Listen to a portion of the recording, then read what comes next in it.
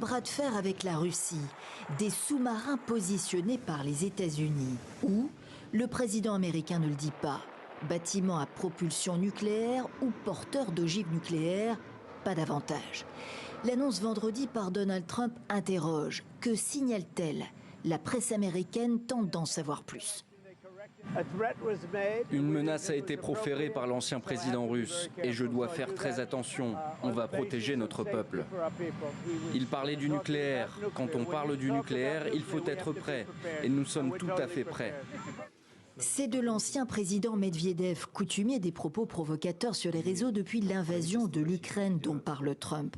La semaine dernière, l'actuel numéro 2 du Conseil de sécurité russe a fait allusion au système automatisé ultra secret mis en place par Moscou pour contrôler son arsenal nucléaire pendant la guerre froide. Dans un autre message, Medvedev stigmatise la nervosité américaine, renvoyant à la multiplication des ultimatums américains à Moscou, dernière en date 8 août, pour un accord de fin de guerre en Ukraine. Ultimatum menaçant et contre-productif pour le Kremlin.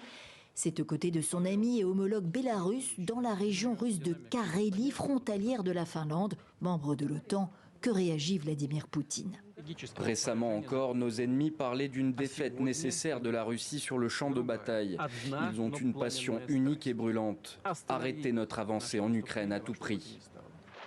Il faut éradiquer les causes au cœur de la crise, ajoute également le président russe, qui joue le temps et les conquêtes territoriales en Ukraine quand Washington joue la montre et s'impatiente publiquement.